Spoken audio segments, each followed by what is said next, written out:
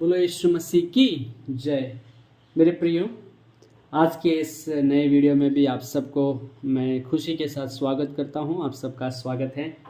तो जैसे हम हर दिन बाइबल की कहानियों को ध्यान करते आ रहे हैं, तो कल हम नूह का जहाज़ के बारे में ध्यान किया था। आज हम उसके आगे का विषय को ध्यान करेंगे। आज का कहानी का टाइटल है पूरी धरती पर आई बाढ़। पूरी धरती पर आई बाढ़।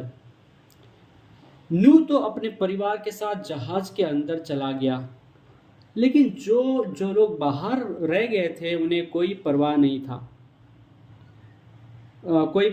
था।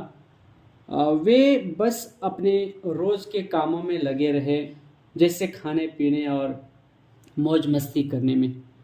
वे अब भी यही सोच रहे थे कि बाढ़ नहीं आएगी।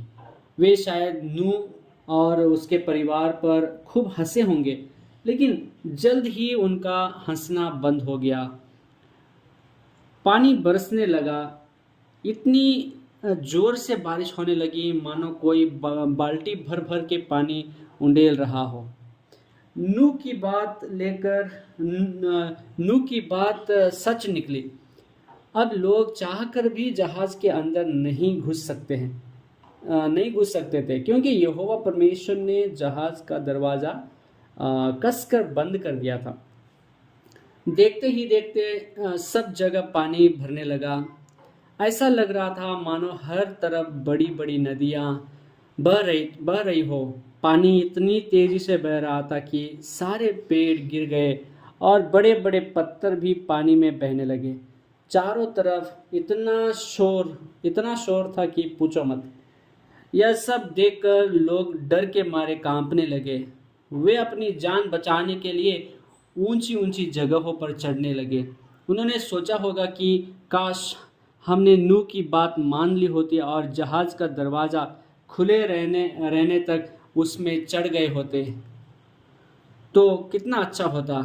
लेकिन यह सब सोचने से क्या फ़ायदा। अब बहुत देर हो चुकी थी। पानी ऊपर उठता ही जा रहा था। 40 दिन और 40 रात तक लगातार बारिश होती रही। पानी इतना बढ़ गया कि ऊंचे ऊंचे पहाड़ भी उससे ढक गए। जैसा परमेश्वर ने कहा था ठीक वैसा ही हुआ। जहाज के बाहर जितने भी इंसान और जानवर थे सब के सब डूब कर मर गए, लेकिन जहाज के अंदर जितने लोग और जानवर थे सब बच गए। हालेलुया। नूह और उसके बेटों ने जहाज बहुत अच्छी तरह बनाया था। जैसे जैसे पानी ऊपर उठता गया जहाज भी पानी के ऊपर तैरने लगा। फिर 40 दिन के बाद बारिश बंद हो गई और सूरज चमकने लगा। क्या आप सोच सकते हैं कि उस वक्त का नज़ारा कैसा रहा होगा? जी हाँ, हर तरफ सिर्फ पानी ही पानी था। बस एक चीज दिखाई देती थी, पानी पर तैरता हुआ जहाज। क्या आपको वे लंबे चौड़े आदमी याद हैं जिन्हें नेफिलिम कहा जाता था? वे सब भी इस बाढ़ में मर गए। अब वे किसी को भी परेशान नहीं कर सकते थे। बारिश बंद होने के बाद परमेश्वर ने हवा चलाई और धीरे धीरे पानी कम होने लगा।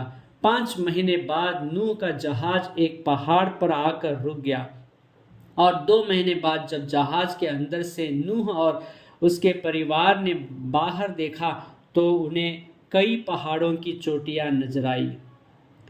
फिर नूह ने यह पता लगाने के लिए कि जमीन सूख गई है या नहीं, एक कौवे को जहाज से बाहर छोड़ा, मगर वह कौवा थोड़ी देर उड़ने के बाद वापस आ गया, क्योंकि उसे बैठने की कोई जगह नहीं मिली।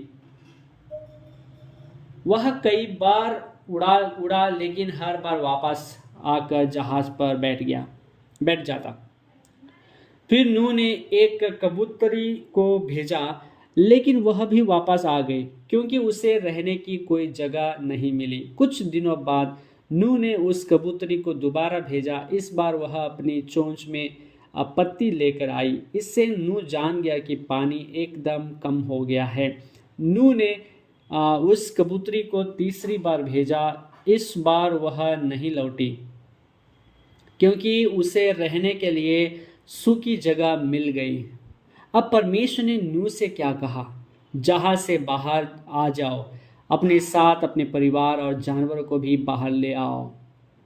जानते हैं वे कितने समय तक जहाज़ के अंदर थे? 1 साल से भी ज़्यादा।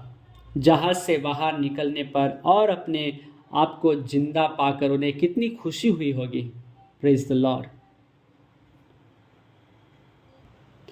प्रभु का धन्यवाद हो इस सारे विषय के लिए जो आज हमने ध्यान किया। मेरे प्रियो, कल हम लोग पहला मेघधनुष के बारे में हम लोग ध्यान करेंगे। कल की कहानी में जैसे बाहर जब नूह को उनके परिवार को परमेश्वर बाहर लेके आते जहाज़ से, पर तो एक मेघधनुष वहाँ पर आकाश पर दिखाते हैं, और वो उसके बारे में हम डिटेल में कल ध्यान करेंगे। अगर आप में कोई नए हैं, कृपया इस चैनल को सब्सक्राइब करके रख लीजिए और बेल आइकन को प्रेस कर लीजिए, ताकि जब हम नया वीडियो डालेंगे आपको नोटिफिकेशन आए और आप सबसे पहले हमारा वीडियो देख सकें। प्रभु आप सबको बहुत ऐसा आशीष करे। एक छोटी सी दुआ करें। आसमानी बाप, प्रभु यीशु के नाम में धन्यवाद करते हैं पिता। परमेश्वर नूह के द्वारा उसका सारा परिवार को बचाया। नूह ने आप पर विश्वास किया और आपका बात माना, तो उसका सारा परिवार बच गया। प्रभु जी, उसके साथ कई प्राणियों को भी तूने बचाया। प्रभु जी, धन्यवाद करते हैं आपके दास नूह के लिए। और वैसे ही हम भी प्रभु आपका बात मानने के लिए, आपके भय मानने के लिए, आपके वचनों में रहने के लिए हमें सहायता करना। प्रभु जी, आपका काम करने के लिए, आपकी इच्छा पूरी करने के लिए नूह के जैसे हमें भी इस्तेमाल करना, नूह का जैसा मन हमें भी देना। प्रभु सारी महिमा आपको देते हैं। इन सभी मेरे भाई बहनों को ब्लेस करना, हर एक एक को ब्लेस कर, उनके काम काज, पढ़ाई, स्टडी, जॉब, बिजनेस, सेवकाई, सबको ब्लेस करना। प्रभु जी, उनके लिए नया नया दरवाज़ा खोल देना मेरे परमेश्वर। आशीषों का द्वार खोल दे प्रभु। आज जिनकी बर्थडे है प्रभु जी, उन सभी लोगों को आप ब्लेस करना। प्रभु जी, एक नया साल उनके जीवन में जोड़ रहे हैं। पूरा साल, पूरे दिन आप उनको बचाए हैं, रक्षा रखवाली किए हैं पिता। धन्यवाद करते हैं प्रभु। ये नया साल उनके लिए आशीष का कारण हो सके प्रभु। और भी प्रभु हम प्रार्थना करते हैं स्वर्गीय पिता परमेश्वर, जो लोग वेडिंग एनिवर्सरी मना रहे प्रभु जी, उनका परिवार को आपके हाथ में सौंपते हैं प्रभु। उनके जीवन में आप विश्वास योग्य रहकर उनको मदद किया प्रभु जी, धन्यवाद। उनको आगे भी ब्लेस करना, उनके जीवन से प्रभु आपका नाम महिमा होने पाए। सारी महिमा आपको देते हैं प्रभु, यीशु मसीह के नाम से मांगते हैं पिता, सुन और ग्रहण कर, आमीन। प्रभु आप सबको बहुत ऐसे आशीष करे। एक और नए वीडियो में कल मिलेंगे।